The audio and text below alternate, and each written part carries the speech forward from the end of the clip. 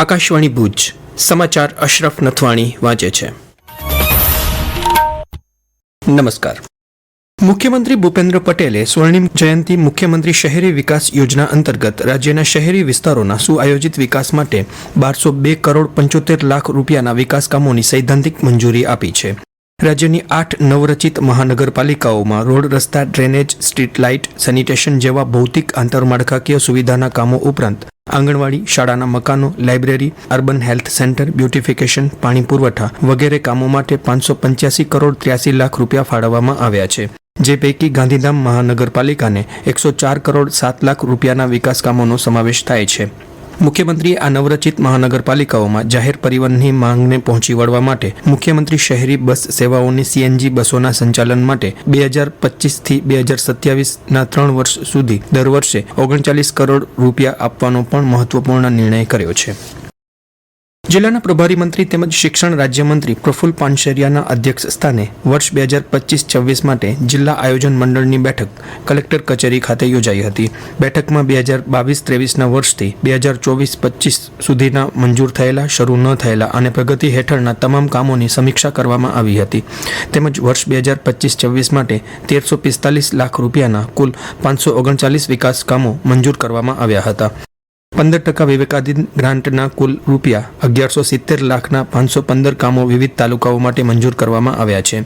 આ સાથે જિલ્લાની તમામ નગરપાલિકાના પ્રતિ નગરપાલિકા દીઠ 25 લાખ લેખે 7 નગરપાલિકાના 175 લાખ રૂપિયાના કુલ 24 કામો મંજૂર કરવામાં આવ્યા છે।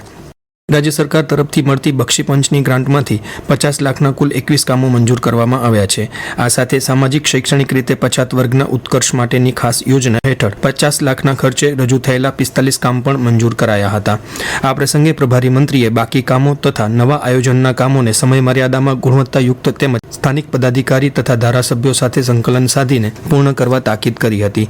તેમણે સંકલન તથા સમતોલ વિકાસ કરવા તેમજ છેવાડાના ગામ સુધી સરકારી યોજનાનો લાભ આપવા સૂચન કર્યું હતું। Gujarat public service commission GPSC દ્વારા આજે 21 જિલ્લાના 405 કેન્દ્રો પર વર્ગ 1 અને વર્ગ 2ની જગ્યા માટે પરીક્ષા યોજાઈ હતી, જેમાં કુલ 97,000 ઉમેદવારોએ આજે બપોરે 12થી 3 વાગ્યા દરમિયાન આ પ્રાથમિક કસોટી આપી હતી। આકરી ગરમી વચ્ચે પરીક્ષા આપવા આવેલા ઉમેદવારોને કોઈ તકલીફ ન પડે તે માટે તંત્ર દ્વારા લીંબુ શરબત, પાણીની વ્યવસ્થા સહિતની વિશેષ તકેદારીઓ લેવામાં આવી હતી। અત્યાર સુધી પરીક્ષા કેન્દ્રોમાં પેપર શરૂ થવાની 30 મિનિટ પહેલા પ્રવેશ અપાતો હતો, તેના બદલે આજે પોણા 2 કલાક વહેલો પ્રવેશ આપવામાં આવ્યો હતો। રાજ્યના ખોરાક અને ઔષધ નિયમન તંત્ર દ્વારા રાજ્યમાં તરબૂચના વેપારીઓને ત્યાં દરોડા પાડી તપાસ કરવામાં આવી હતી। 350 જેટલી પેઢીઓની તપાસ દરમિયાન 400થી વધુ તરબૂચના નમૂનાઓને આકસ્મિક સ્થળ પર તપાસવામાં આવ્યા હતા।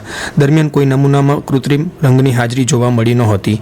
આ ઉપરાંત કોઈપણ પેઢીને ત્યાંથી કૃત્રિમ કલર ઇન્જેક્શન જેવી વસ્તુઓ તપાસ દરમિયાન સ્થળ પર જોવા મળી નહોતી, તેમ ખોરાક અને ઔષધ નિયમન તંત્રના કમિશનર ડોક્ટર H.G. કોશિયાએ જણાવ્યું હતું। ગુજરાત ટુરિઝમ કોર્પોરેશન લિમિટેડ દ્વારા કચ્છ યુનિવર્સિટીના વ્યવસાયિક અભ્યાસ વિભાગના સહયોગથી કચ્છ પ્રવાસનનું સપ્તપરિમાણી દર્શન વિષય પર 1 દિવસીય કાર્યશાળાનું આયોજન કરવામાં આવ્યું હતું, જેમાં નિષ્ણાંત વક્તા દલપતભાઈ દાણીધારિયાએ કચ્છમાં 7 મહત્વપૂર્ણ પર્યટન માર્ગો પર પ્રકાશ પાડતા વિગતવાર નકશા અને મનમોહક ઐતિહાસિક કથાઓ દ્વારા સહભાગીઓને માહિતગાર કર્યા હતા। પ્રાદેશિક પ્રવાસનમાં જાગૃતિ અને નવીનતાને પ્રોત્સાહન આપવાના ઉદ્દેશ્યથી યોજાયેલા આ કાર્યક્રમમાં વિદ્યાર્થીઓ અને સ્થાનિક લોકો જોડાયા હતા। કચ્છ યુનિવર્સિટીના કુલપતિ ડોક્ટર મોહન પટેલે કચ્છમાં પ્રવાસનની સંપૂર્ણ સંભાવનાને ઉજાગર કરવા માટે પ્રશિક્ષિત પ્રવાસી માર્ગદર્શકો અને પર્યટનમાં નવા અભિગમોની વધતી જતી જરૂરિયાત પર ભાર મૂક્યો હતો।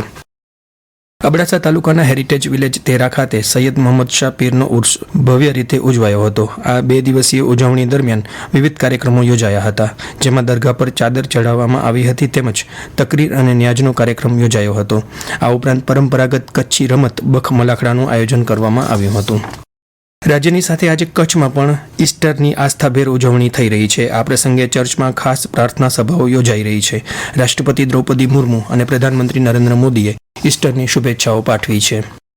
દસ્તકાર સમિતિ દ્વારા દિલ્હી ખાતે યોજાયેલા નેચરલ બજાર ફેસ્ટિવલમાં મડવર્ક કલાકારોના લાઇવ ડેમોન્સ્ટ્રેશનનું આયોજન કરવામાં આવ્યું હતું, જેમાં કચ્છી મડવર્ક કારીગર રમજુ કુંભારનું વિશેષ સન્માન કરાયું હતું। આ સાથે સમાચાર બુલેટિન પૂરું થયું। નમસ્કાર।